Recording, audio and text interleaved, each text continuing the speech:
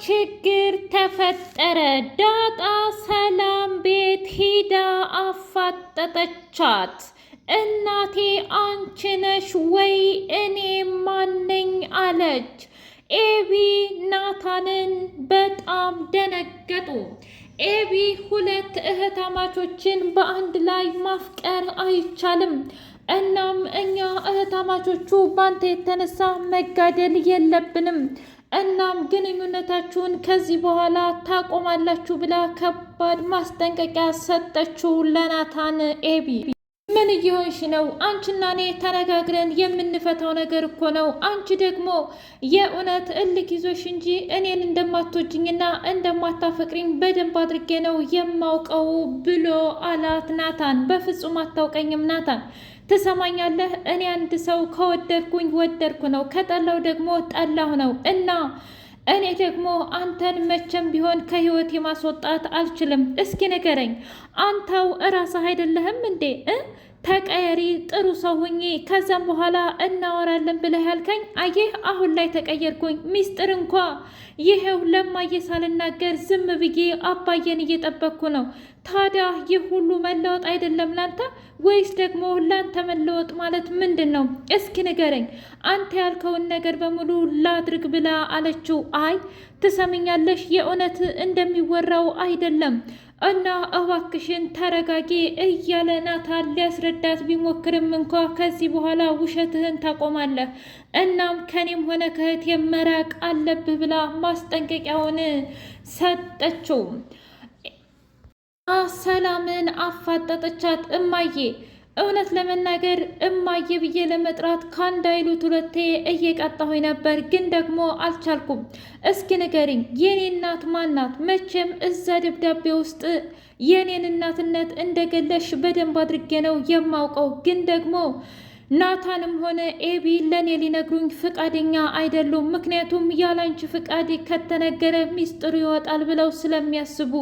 እኔ በህይወቴ በጣም ብዙ መከራና ስቃዮችን አሳልፌያለሁ፣ ግን ያሁኑ በጣም እየበሰብኝ ነው። በህልሜ ሁሉ አንቺ ቀሚስ ስር ዱክ ዱክ እያልኩኝ እያየሁ ነው። ታዲያ ይሄ ምንድን ነው? መቼም ይሄ ተራ ቅዠት ነው ልትይኝ አትችም። ስለዚህ እባክሽን ንገሪኝ ምን እንደተፈጠረና እናቴ ማን እንደሆነች፣ ወይስ እኔ የጠረጠርኩት ትክክል ነው ብላ አለች። ምን እያልሽ ነው ዳጣ? አንቺ የጠረጠርሽው ምንድን ነው ብላ አለች። እኔማ አንቺ እማዬ እንደሆንሽ ነዋ። ምን?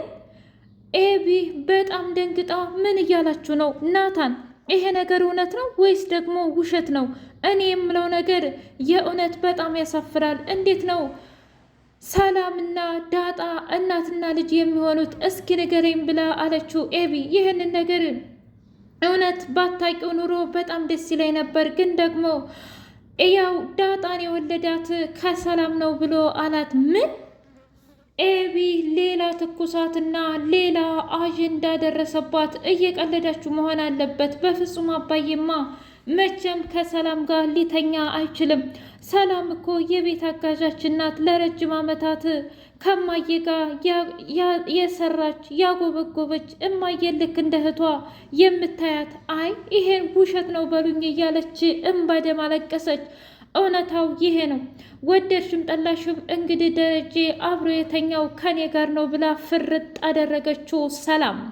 ሰላምና ዳጣ እንደተፋጠጡ ቀሩ። ምን? ቆይ ሰላም አንቺ የእውነት የኔ እናት ነሽ? አዎ ዳጣ፣ እንግዲህ የገመትሽውና የጠረጠርሽው ሁሉም ነገር ይፋ ሆኗል። አንቺ የኔ ልጅ ነሽ ብላ አለቻት።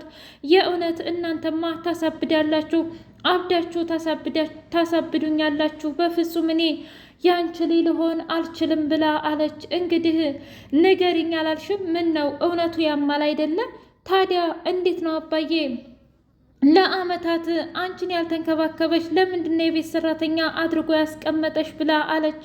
ልጄ እኔ ወድጄና ፈቅጄ ነው። በዛ ላይ አንቺን መድረሻ ማየት ስለነበረብኝ ነው እንጂ የእውነት እንደምታስቢው አይደለም ብላ ለማስረዳት ሞከረች። እሺ አሁን ምንም ነገር አልናገርም። እማዬ ግን አንድ ቀን ሁሉንም እውነት ትናገሪያለሽ ከሀ እስከ ፐ ድረስ ብላ ዳጣ በድንጋጤ ወጥታ አስፓልት ለአስፓልት ዳር ሄደች። ደረጀና ማርቲ ሻይ ቡና ለማለት ወጥተው ዛሬም አትነግረኝም ማለት ነው የተፈጠረውን ነገር ብላ አለችው። እስኪ ንገሪኝ፣ ምንድን ነው የምነግርሽ? ኧረ እባክሽ ተይ፣ ግደለሽም ተይ። አሁንስ እንደው የእውነት ድክማ ላይ ማርቲ። ቆይ ለምንድን ነው የምደክመው? ደሬ እቤቴ ውስጥ ምን እየተካሄደና ምን እየተፈጠረ እንደው የማወቅ መብት የለኝም ማለት ነው? ልጆቼ ቀዝቅዘዋል። ልጆቼ አሁን ላይ በራሳቸውም ቢያወሩም እንኳ በውስጣቸው ግን ከባድ ቋጠሮ እንዳለ ይታወቀኛል። እና ይሄን ነገር እንዴት ነው እንደ ተራ ነገር ዝም የምትለው ብላ አለችውም። ዝም እኮ አላልኩም፣ ግን ደግሞ ቀስ ብዬ ነው የምፈታው። ምናልባት እውነቱ ሲፈታ አንቺንም ሊያምሽ ይችላል ብሎ አላት። ምን እያልክ ነው? አዎ እንግዲህ እውነቱ እጅጉን ያማል ማርቲ።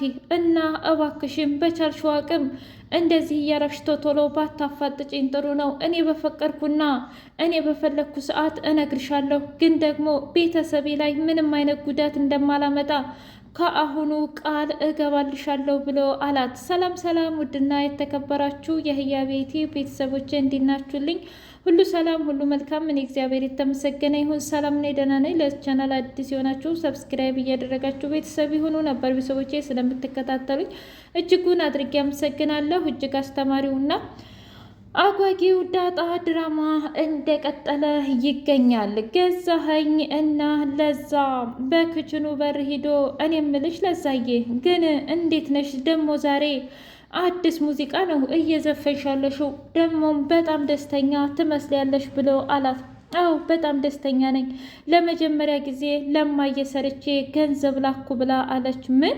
እና ለዚህ ነው እየተደሰትሽ ያለሽው? አረ ያንቺስ ይገርማል ብሎ ሲላት፣ ምኑ ነው የሚገርመው ገዛኸኝ? እስኪ ንገረኝ። እኔ ሰርቼ ለማየ መላኬ ለማየ ማሰቤ ይሄ ትልቅ ነገር አይደለም? በዛ ላይ ለረጅም ጊዜ ያለ አባት ነበር ያሳደገችኝ። ይህንን ነገር በማድረጌ እኔ ደስ ብሎኛል ብላ አለች። ይልቁንስ እኔ ልንገርሽ። ምንድን ነው የምትነግረኝ? የእውነት እናቶች እኮ ደስ የሚላቸው አንቺ አግብተሽ ወልደሽ የልጅ ልጅ እንዳዩ ነው እንጂ ይህንን ተራ ነገርማ የእውነት ጉትም ብሎ አላት። እሱን እንኳ ተወው። ምን ማለት ነው? አይ እማዬ ምን እንደምትፈልግ አውቃለሁ። ማለቴ በእርግጥ ትዳር አትወድም ማለቴ አይደለም፣ ግን ደግሞ ብታይ የምትፈልገው ጥሩ አማች፣ የሚያኮራት፣ የሚንከባከባት እንዲሁም ለልጇ በጣም ደግ የሆነ አማች ነው የምትፈልገው ብላ አለችው። ገዛኸኝ በጣም ድብር ያደረገውና ለነገሩ አማች እንኳ እዚኸው ነበረ፣ ግን ደግሞ ምን ዋጋ አለው ብሎ አለ። ምንድን ነው ገዛኸኝ? እኔ ምን አለኝና ደሃ መቼም ጥበቃ እዚህ ጥበቃ እየሰራሁ እናትሽን አልንከባከባት ብሎ ሲል፣ ወይ ጉድ! ከተሳሰብን ምን ችግር አለው? ያው ማለቴ ምርጫዬና ምርጫ ከሆንክ ግን ደግሞ ሊሆን አይችልም ብላ አለችው። ምን ማለት ነው? ማለቴ አንተም የእኔ ምርጫ አይደለህም፣ እኔም ደግሞ ያንተ ምርጫ አይደለሁማ። ልክ ነሽ። ለነገሩ ማን ምርጫ ሊሆን ይችላል ብሎ በጣም ተናደደ። እሺ አሁን ቢሄድ ይሻላል። ለማንኛውም ቀስ ብለሽ ወደ እኔ መንጣትሽ አይቀርም። ያን ጊዜ እኔን አያድርገኝ፣ እኔ ገዛኸኝ አይደለሁም። ከአንደበቴ ከወጣ በኋላ እንደዚህ እኔ ላይ ተጫወትሽብኝ እያለ በጣም ተናደደ ገዛኸኝ። በሌላ በኩል ናታንና ኤቢ ክፍል ቁጭ ብለው እያወሩ ባሉበት ሰዓት እንደ አጋጣሚ ዳጣ መጣች። እንዴ ዳጣ እንዴት ነሽ? ደህና ነሽ ብላ ስትላት፣ ደህና ነኝ ኤቢ። ውይ የሚገርምሽ ነገር እኮ በጣም ተደበቅ እያለኝ ነበር። ማ ናታን ነዋ። ለምንድ ሲባል እኔ ምን አውቃለሁ፣ ምናልባት አንቺ የምትቀየም ይመስሎት ሊሆን ይችላላ። እኔ አልቀየምም። በዛ ላይ ደግሞ የእውነት አሁን ደክሞኝ የነበረ የመጣሁት ማለቴ ቻርጀር ልወስድ ነው ብላ መጣችና እንደውም ተውት በቃ ብላ ወታ ከሄደች በኋላ ድጋሜ ቻርጀሩን ለመውሰድ መጣች። ቻርጀሩን ወስዳ አሁን ደግሞ ስልኳን ረስታ ሆደች። ይገርማል አይደል? አሁን ዳጣ ማን ይሙት እንደዚህ አይነት ጸባይ ያላት ትመስላለች እንዴ ብላ ስትል፣ ምን እያልሽ ነው? ብቻ እያማሽልኝ ባልሆነ። አረ እንደዛ አይደለም። ምን እያሰብክ ነው ናታን? ለእኔም እኮ እህቴ ናት። ግን ደግሞ የሚገርምህ ነገር በጣም የሚገርመው ቅናቷ ነው ብላ አለች። ግን ደግሞ እህት ያልሻት ልበል? ምን ነው እህቴ አይደለችም እንዴ? መቼስ እኮ ፍቅ ያልጥላት። ግን እዚህ ሁሉ መካከል ያለው አንተ ነህ ትልቁ ጥላታችን ብላ አለች። ምን? አዎ የእውነቴን ነው።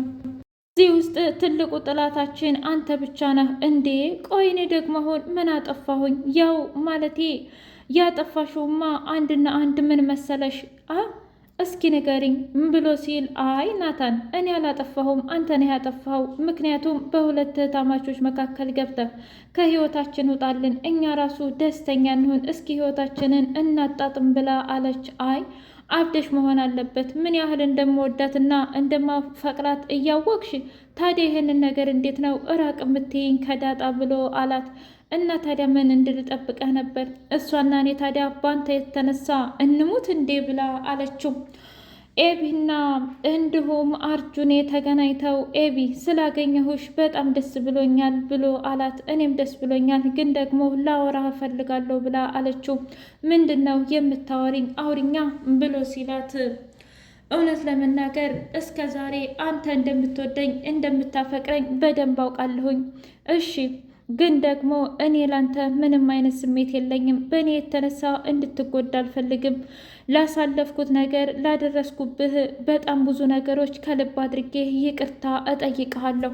በፈለክበት ሰዓት ደግሞ ከጎንህ ልሆን እወዳለሁኝ። ደውልልኝ። ደግሞ ደውልልኝ ስልህ ሁል ጊዜ አይደለም፣ ግን ከተመቸኝና ከትምህርት ቤት ፍሪ ሁኜ በምመጥበት ሰዓት አንተን አግኝቼህ ላወራህና ከወጣህበት ነገር ትሪት ላደርግህ እፈልጋለሁ ብላ አለችው። ግን ደግሞ እኔ አንተ መሆን አልችልም። ቆይ ለምን ኤቢ? የውሸት ተስፋ ሰርችቶኛል። የእውነት የምወድህ ቢሆንና የሚያፈቅር ቢሆን እኔ ኤቢ ግልጽ ነኝ። እውነቱን ነበር የምነግርህ አርጁን። እውነት ለመናገር ስላሳሰርከኝም አልተቀየምኩም። እስከ ዛሬም ስላደረክልኝ ነገር አልተቀየምኩም። ምክንያቱም ማፍቀር ጸጋ ነው። እኔ ራሱ አፍቅሬ ስለማየው። ምን ነው ናታንን? እሱን ሌላ ታሪክ ነው። እና ታዲያ ኤቢ ናታን ካልሆነ ማን ነው? ግን ደግሞ ናታን የሚወደው ማንን እንደሆነ ታውቂያለሽ? ምን ነው አንተም ታውቃለህ እንዴ? አዎ። ምን ነው ይሄ የሚጠፋኝ ይመስልሻል? በግልጽ እኮ ይታያሉ። ዳጣና ናታን በጣም ይዋደዳሉ። ኤቢ እባክሽ ከህይወታቸው ውጭ ብሎ አላት። አታስብ፣ አሁን እነሱ ህይወትም ሆነ ሌላ ሰው ህይወት የመግባት ምንም አይነት እቅድም አላማም የለኝም። ግን ደግሞ አሁን ላይ ማድረግ ያለብኝን ነገር በሙሉ አደርጋለሁ ብላ አለች። ምን ማድረግ ነው? አላቅም፣ ብቻ ግን በአሁኑ ማንም እንዲከፋው አልፈልግም። ስለዚህ ሁላችሁም የመረጣችሁትን ህይወት ደስተኛ እንድትሆኑ እፈልጋለሁኝ፣ ማለቴ እኔም ጭምር እና አንተንም ትሪት አደርግሃለሁ ብላ ቃል ገባችለት። አቶ ደረጀና መድኃኒት ምን ነው የደበካትን ነገር ለእህቴ አትነግራትም እንዴ ብላ አፋጠጠችው። ምን እያልሽ ነው? መቼም ይች ልጅ የማን እንደሆነች ጠንቅቀህ የምታውቅ ይመስልሃል? ማ ዳጣ ናታ። እህቴ እንደዚህ እየተሰቃየችና እምነቷ በጣም ትልቅ ነው። አንተ ግን ቀን በቀን ተወሻታለህ። እባክህ እውነቱን ንገራትና ይለይላት ብላ አለችው። ውድ የህያ ቤት ቤተሰቦች የዛሬው ይህን ይመስል ነበረ።